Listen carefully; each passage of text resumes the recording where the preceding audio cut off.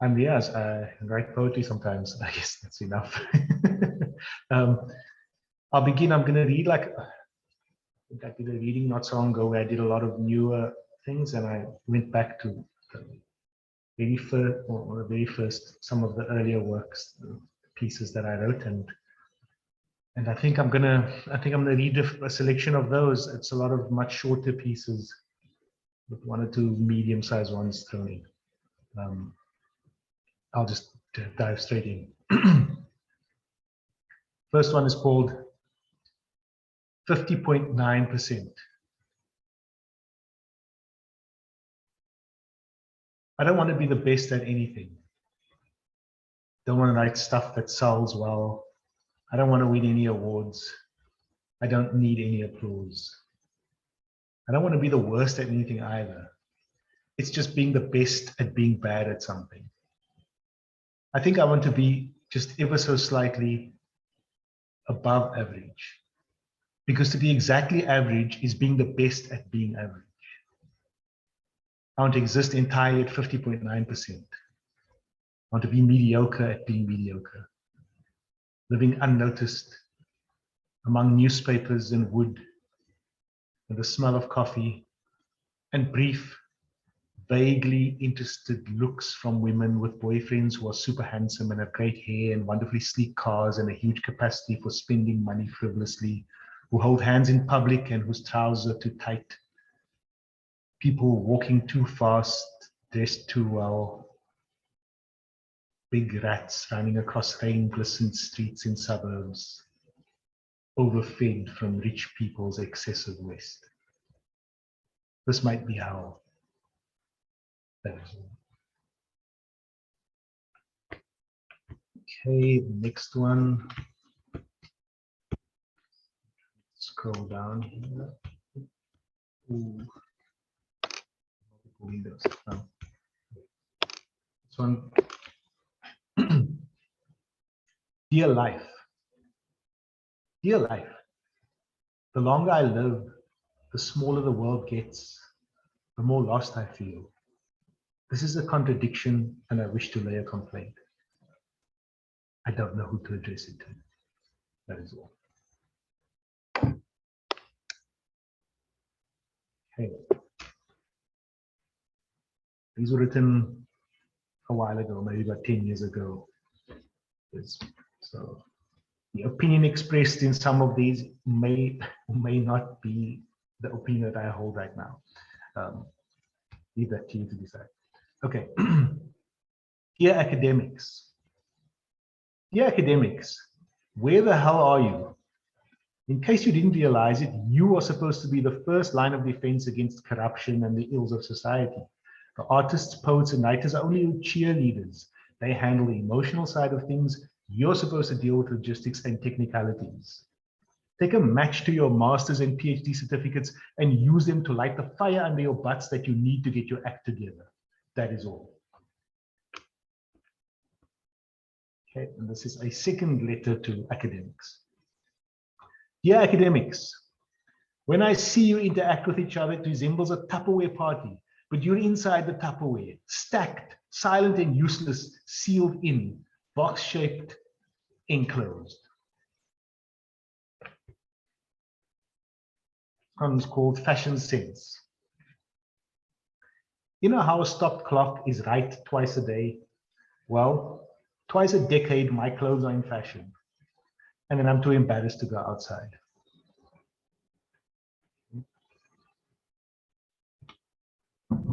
This one is called How Do You Create This World? How do you create this world? You give money away for stuff that's bad for you, like, for example, Coca-Cola. In doing so, while weakening yourself, financially empowering people who give things that are bad for you to you for profit. Once empowered, why would they do anything more scrupulous? Their unscrupulousness was, after all, rewarded. Your sugar rush is humanity's downfall. That is all.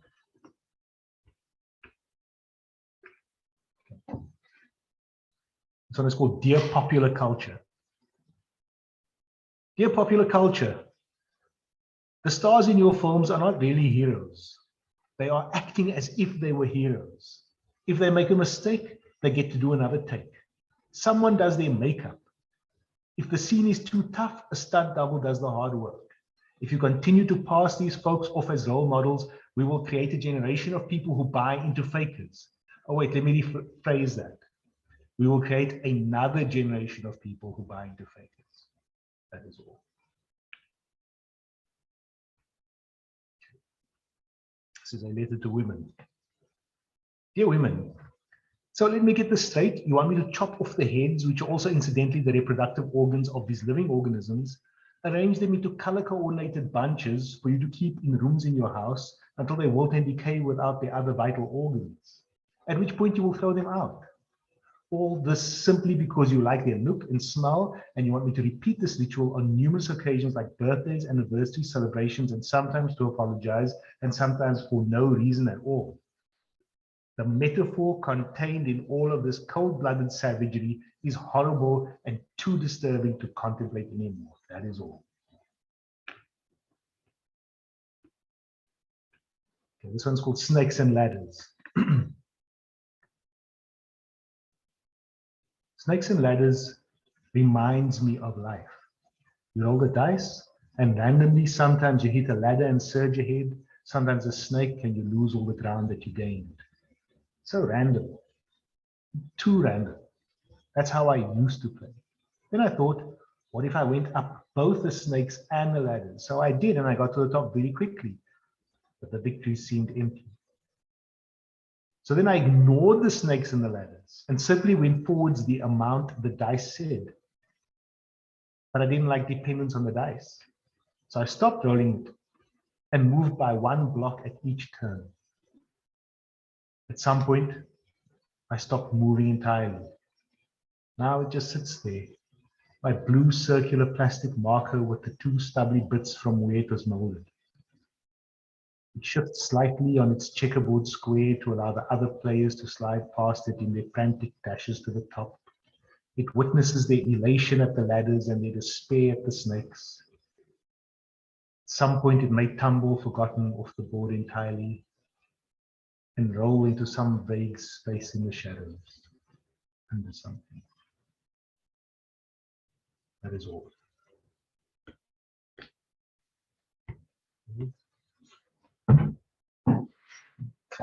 This chair is very creaky.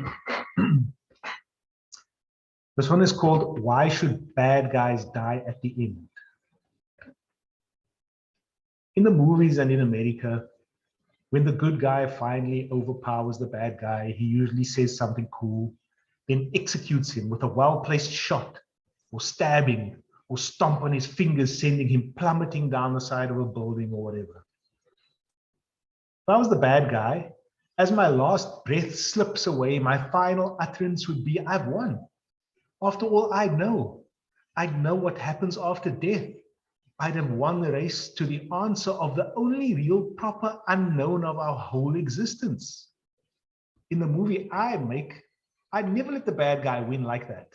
The good guy would be standing dominant over the supine body of the stunned bad guy.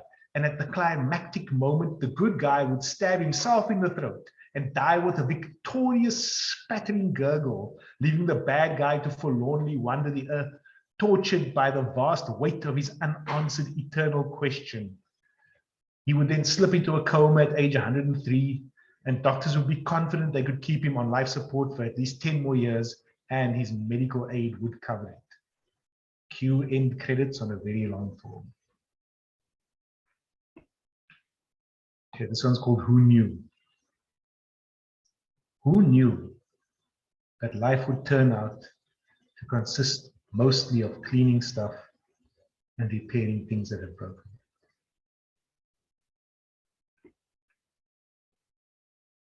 This one's called Talk Show. Today on TV, I watched a talk show where the guest was a talk show host from another talk show, and they talked about talk shows. That is all.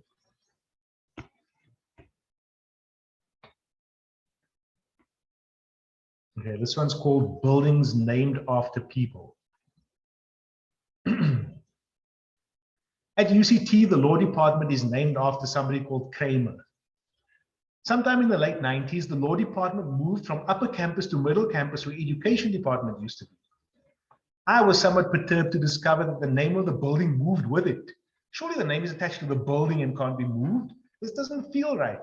In the minuscule chance that a building is posthumously named after me, please, people, ensure that no matter what the building becomes, you don't move me. I'd rather change building designations than relocate. I've spent up until now in a state of flux. Don't deny me some sense of relative posthumous permanence.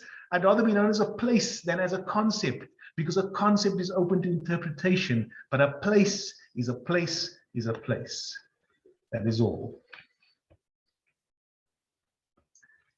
Another one related to UCT called academic institution. Especially put this one here for Jacques because of your response in 2014 when I first read it. Academic institution. I was sitting on the Jamison Hall steps at UCT, and a woman walked across the plaza from the library. She had an academically bound book open and was reading it intently while she walked. Things she couldn't see. Number one, intermittent stinging sun through a layer of clouds stretched across the sky all the way to the Sierras Mountains, like a flash frozen gray wavescape on a stormy sea. Number two, branches heavy with green leaves, nodding like aged sages in demure philosophic agreement. Number three, a quartet of starlings in furious debate about an apple core. Number four, pigeons tottering on gnarled, disease-eaten feet. Number five, pristic bulges peppering concrete blocks like acne, tiny remnants of posters still stuck in their centers. Number six, lines between paving stones containing the impacted grime off the shoes of a century's worth of students. What she did see, many black typed words on a yellow white page deconstructing some or other facet of our existence. That is all. Some shorter ones. Needs. If something has to be marketed to you, you didn't need it. Note, I'm not saying you couldn't create a use for it, just that you didn't need it. The next one is called dead end.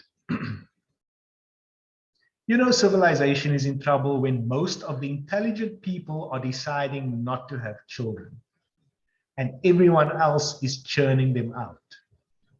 Democracy is a numbers game. Intelligent people, this world is of your not making. This next one is called winning. People see the bandage on my hand and ask, what did the other guy look like? I say, his head looks like my hand. And they laugh. And the overall perception is that I won the altercation. But after consideration, I realized that he probably used his head less than I used my hand. So in reality, I lost. Okay, a little longer. This one is called regarding regards. Regards, kind regards, best regards. Which one do you use when? I always play a game of regards, one-upmanship. If they say regards, then I reply with kind regards. If they say kind regards, I say best regards, which is the king of regards and cannot be trumped. If they hit me at the outset with best regards, I parry with an ancient secret weapon. Yours sincerely if I know the person, yours faithfully if I don't. Then I smile because I can see them, hands posed over their keyboard, faces twisted in confused frustration, unable to sign off any possible reply. Yours sincerely, Riaz. So at some point, I wrote a whole lot of small pieces off the wall where I describe what I was doing the day before. So they all start with yesterday, and they're just little short little musings. So I'm going to do it three or four of those. Yesterday, I tried to sleep for a week. Obviously, I'm reading this today, so it didn't work. That's okay. Next one. Yesterday, I decided for once not to try and change the world, and it changed anyway. Okay, yesterday, I decided to see for myself if one day is actually 86,400 seconds long. I can now clearly corroborate that it is in fact so. I suppose, however, that I was using a timepiece made by the very people who are part of the system that propagates this belief. So to do it properly and impartially, I'd have to come up with another scale of quantifying time, build my own technology for the measurement thereof, then retest. All of which would take much longer than a day or two. That was all. Yesterday, after browsing the new book section of a bookshop, I realized that too many new books are being published. Even the most avid reader is not going to be able to keep up. I propose that we don't allow for any more new books until everyone has read everything that we already have and passed some kind of test on them. Otherwise, it's all just words on a paper on a shelf somewhere. Yesterday, I got so angry that a whole lot of sharp spikes grew out of my body, pointing in all directions. And those are all the yesterday pieces. This one is called New State. New State. Forgive me if I look confused. Normal folks use time as a fixed scale in order to traverse through different and various spaces. I've decided to use spaces as a fixed scale in order to traverse through different and various times. So I'll be jumping from moment to moment that took place in the same space as I traverse across the fixed scale of distance from my starting point, millimeters ticking by like seconds. I won't be entirely sure whether I've met you before or not in any particular continuum of space, so forgive me if I look confused. Instead of being in time and out of place, I'll be in place and out of time. Forgive me if I look confused. That is all. Okay. This one's called Writing in the Fifth Person. I've decided to write a book in the fifth person. It's from the point of view of someone who's watching the people who are watching the events unfold, reading their body language and sometimes going through their trash to ascertain what is going on, and then transmitting that to the reader. It's all very subtle. That is all.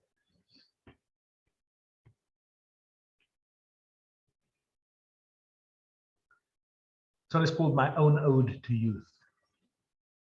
Dear youthful vigor, you bastard, with your empty promises of everlasting endurance and never-ending supply. You didn't even say goodbye.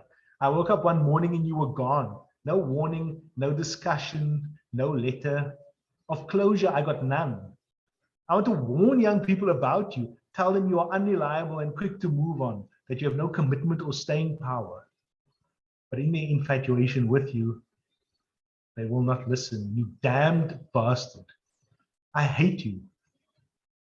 But I would take you back in a heartbeat if you came knocking at my door.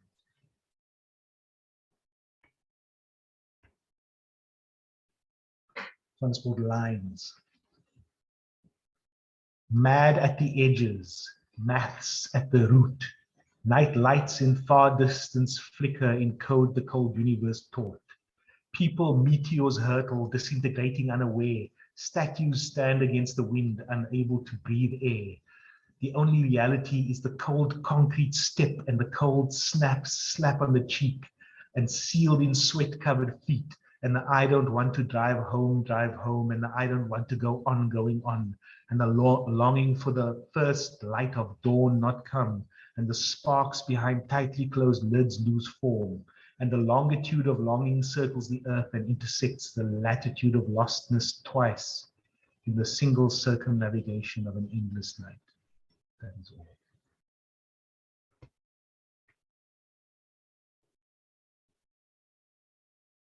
I wonder why. I wonder why, in the current paradigm of existence, dying is perceived as failure.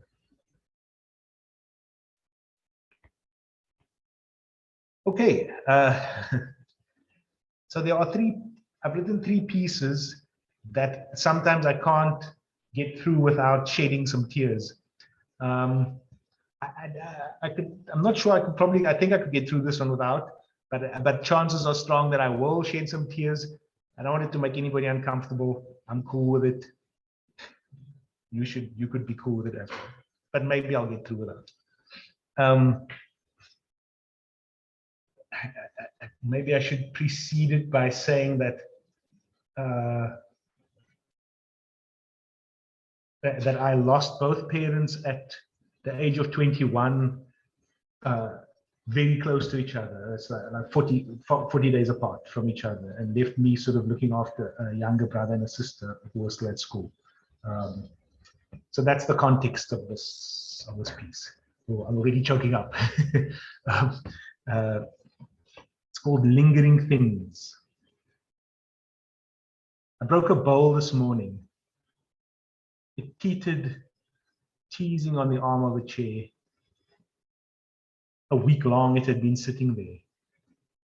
It bounced once on the wooden floor, then shattered into 573 jagged fragments and some dust made of glass. I breathed a relieved sigh. Another of my parents' things finally laid to rest. 344 more pieces of crockery to go.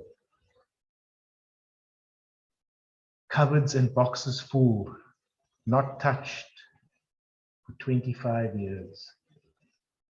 Still don't know what I'm going to do with 3,000 pairs of teddy bear eyes, 30-something spindles of gold cotton, half-completed artworks in copper, books so many that they loved that I'll never read, many vases, a printer's trays, contents emptied into a shoebox, brass ornaments perched on dark wood corner-shaped stands, hippie-colored resin jewelry they made to sell in the 60s in Canada.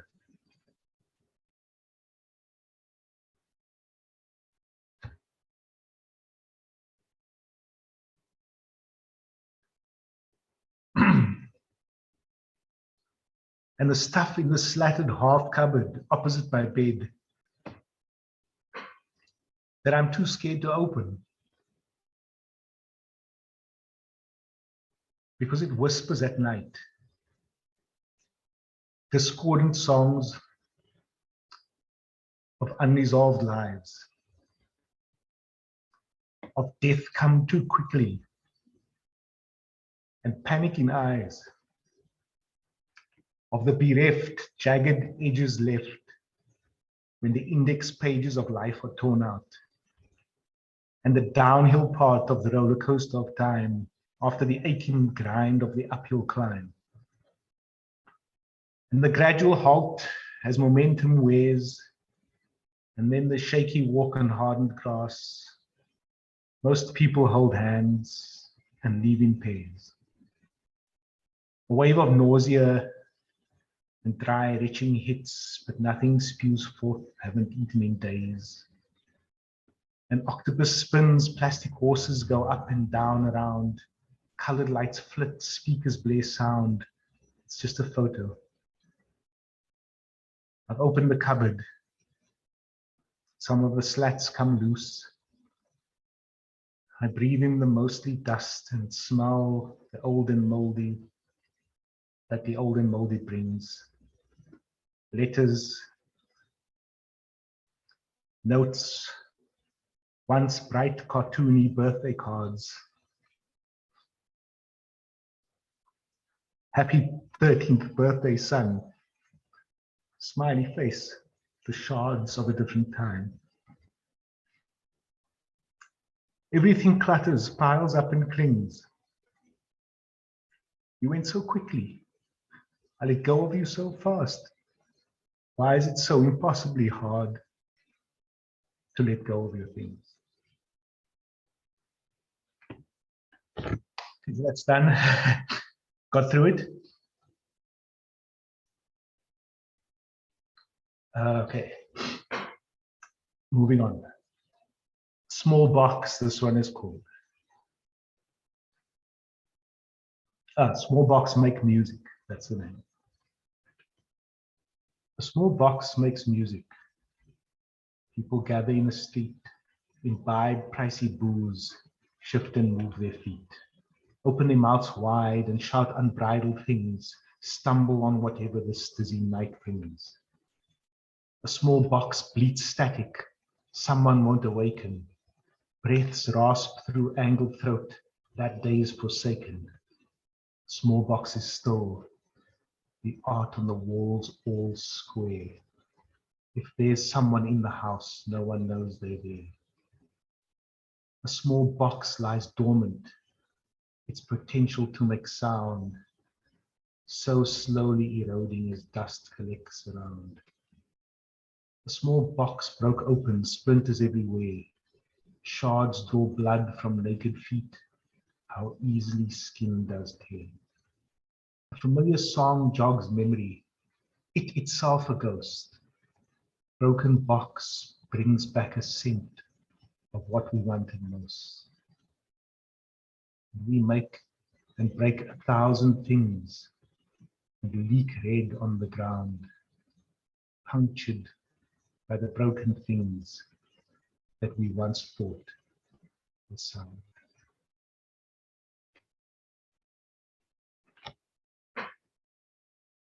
This one's called Routine. I awake with dirty feet that when I went to bed were clean, rinsed under a tap, rich clods of earth dissolving down a drain, accompanied by a swirling, flipping black and silver insects, veiny wing. The soil and appendage are not from here, but we aren't in a time of magic. It can't be used to explain this thing. I know because when the sun's 3/4 set and breath's drawn 2/3 in, a line gets drawn inside my chest that twangs the pegs, sunk in my soul and raised into the searing wind, a giant and brilliant sail that fills the sky. It pulls at me and I should fly, but the sail, its edges going spatter, spatter, spatter in the gale, dives and crashes behind some cold black rocks. I raise my voice up at the sky and out of frustration, not ego, I shout, "Why will you not let me fly?"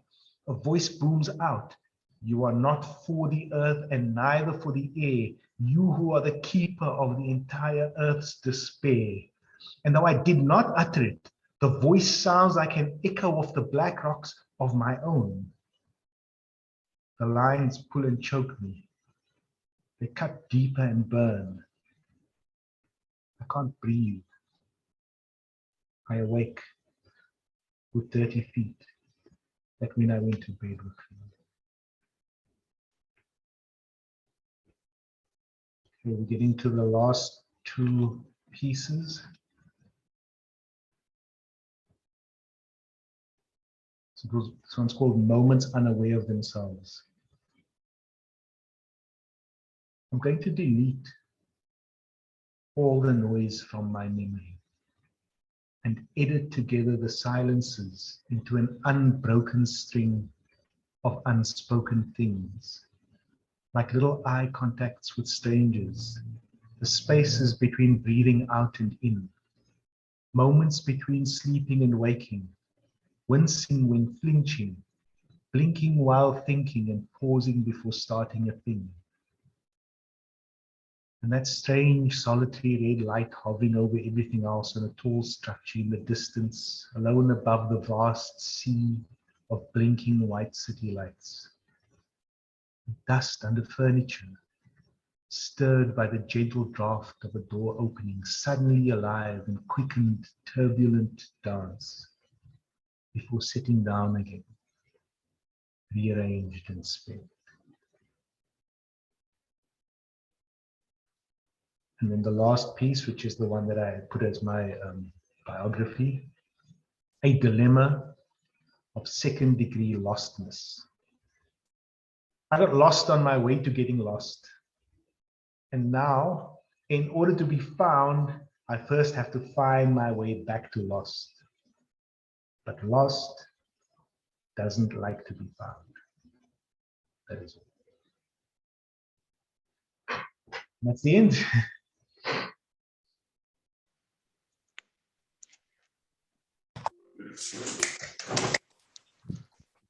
Bravo. Thank you. Thank you.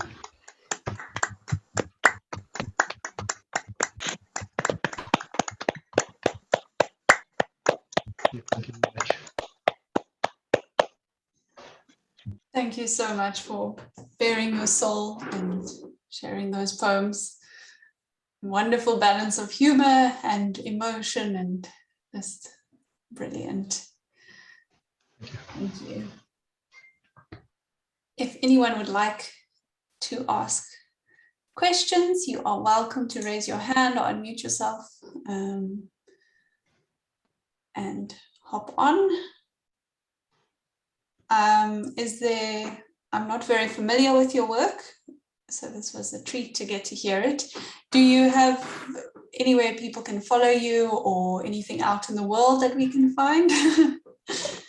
I have no social media presence and I haven't published a thing. Oh, so, wow. So this is a real treat. Yeah, I don't know. I guess the work comes out in the odd reading here and there, and that's about it. Okay. Yeah, but I guess if people are interested in looking at them, I can try and create. Answering questions now. I think someone was unmuted. Well, thank you then for that special You're glimpse. welcome. You're welcome. Thank you for having me. I really appreciate the opportunity. Jacques has a hand up. Yeah, so yes, that was a beautiful. That was an incredible reading. Thank you. I was very. Thank you so much. I must say I think of your regarding regards every time before I sign off the letter. I found one of the sort of warm regards, which I'm not sure if anybody else. Oh, warm regards. Oh, I always gotta add that in there. Different, yeah. Yeah, that's a good one. That's a good addition. I have to write an entire new piece with contemplating warm regards, I think. Another stanza, yes. Yes. So my question, I don't really know if it's a question, but for me there's a beautiful paradox about your poems, and you can either say something about it or you can just say yes or whatever, but there's a sense of detachment from the world, of moving sort of towards the fifth person, and there's also this sort of great possibly wounded but very great love for the world, all the things that the academic looking at the dots on the yellow paper doesn't see, and it's a paradox that I really love about your work. I don't know if you want to say anything about that. I guess it's that, like, I don't know, one never knows what's happening inside of anybody other than yourself, but you can sometimes access that through reading what that person chooses to kind of disseminate. But that is a big, what's the word I'm looking for? It's a battle. It's a battle of how much is too much to contribute towards the world, and how much are you is one supposed to just allow things to happen and be, and if the amount, and what is a good balance of that energy, I think because I have the potential, I suppose everybody has, but there have been times in my life when I've given too much of myself and been terribly burnt out by that. And then periods of recovery where you look at the world from a distance and it seems to be that nothing really matters anyway. So it's always that. So I find that's what my journey is, always bouncing between those two extremes. Hopefully, like the momentum of those bounces dies down and one finds a balance or middle ground, which is healthy. I guess that's the. Well, if the battle makes poems possible, then I'll raise a glass to the battle. You know? We'll take it. There you go.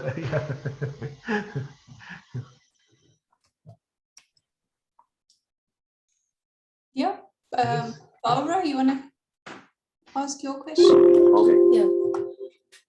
Riaz, I am just so incredibly touched by your expressions of anger, your expressions of rage, your expressions of incredible pain. And there's something in that makes you utterly beautiful. Because I think a lot of people today don't allow themselves to feel that and don't express it. And so all the rest of us, we're just walking around and we're all fine all the time. But thank you so much for such a really genuine, from the heart, everything you said. Thank you. That is all. Thank you so much. Thank you. I appreciate that. Thank you.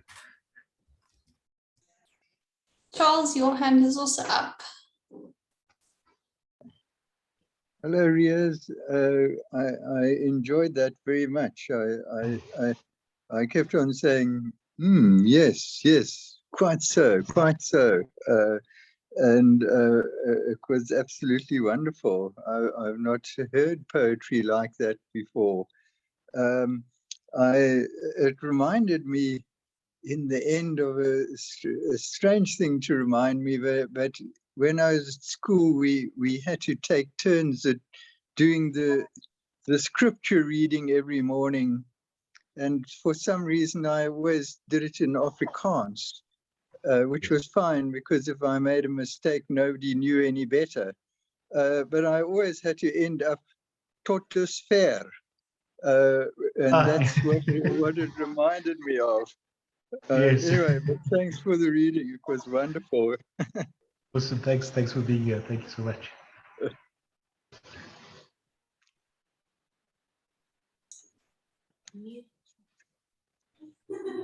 Anybody else who'd like to hop on? There's a comment in the chat. Stephen saying, thank you, moving and witty. I was intrigued when you said that is all at the end of each poem. Is that line a part of the poems, like a signature, quite unique? Anything you want to say on that? Yeah, like I guess it is a signature thing. So, for some reason, some poems feel like they need to have it there. I don't know if I'm worried that it sounds like it may continue, or sometimes I think it's just an emphatic, like, I've made my point. I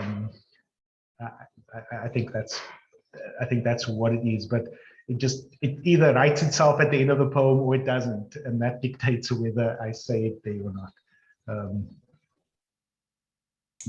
Yeah, I couldn't say. I couldn't say exactly what it was, but it feels like I'm making a very emphatic point when I say that. That is all. It's like I can't make my point any more concise. Take it or leave it. Feels like that maybe sometimes. Yeah. Dimakatso, would you like to say something? Yes. Hi, Riaz.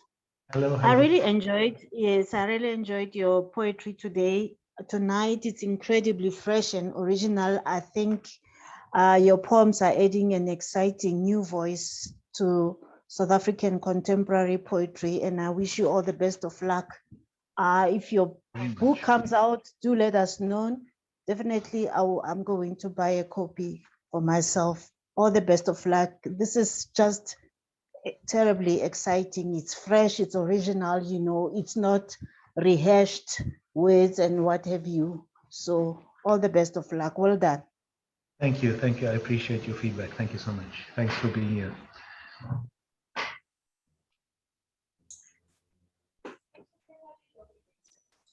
Jacques and Barbara, your hand is up. Is that still from earlier? Yes. Anybody else who'd like to hop on?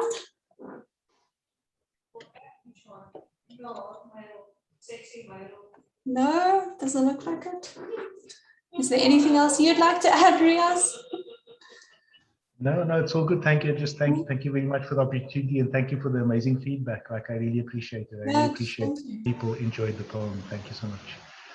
We loved having you, and thank you for making a plan in your empty house. It's awesome. Commitment. So for those of you who don't know, we will have an open mic section. We'll just take probably about a 5-minute break now if you need to refill your glass or anything like that. Find your poems and then please do stay and share. So it's about 18 past on my clock. So let's meet back here about 23-ish past. If you want to read, you can drop your name in the chat or raise your hand.